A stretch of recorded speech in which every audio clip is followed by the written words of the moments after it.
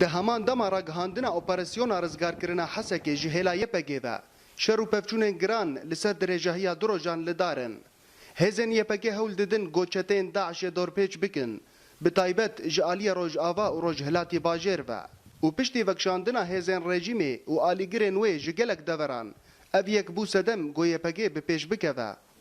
Ji bo rewşa vê hemlê goçê bû, destpêkê dewlet vê mentiqê de bû, pişra çete hatin, dewletê xist dewlet derketê ji vir.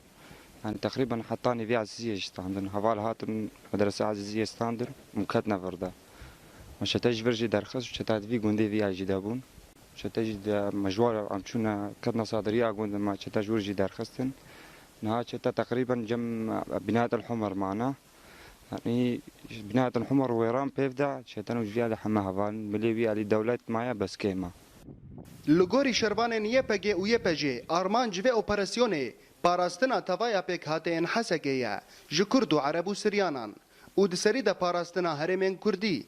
Ew jî piştî hewldanên Daişê got derbasî navenda bajêr bibin û niha başûrî bajêr ji wan re bargehek sereke ye.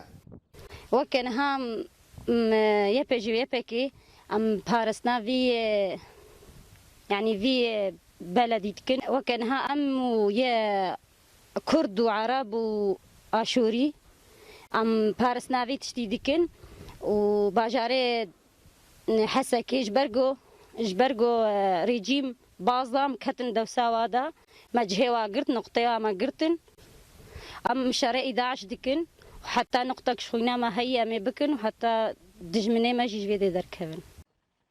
Diyar e ji şerê Hesekê got piştî şikestina rejîmê de eniya şer a pêşî de arman ji ew e goçeteyên Daişê derbasî nava bajêr bikin û bi taybet ji aliyê başûr ve.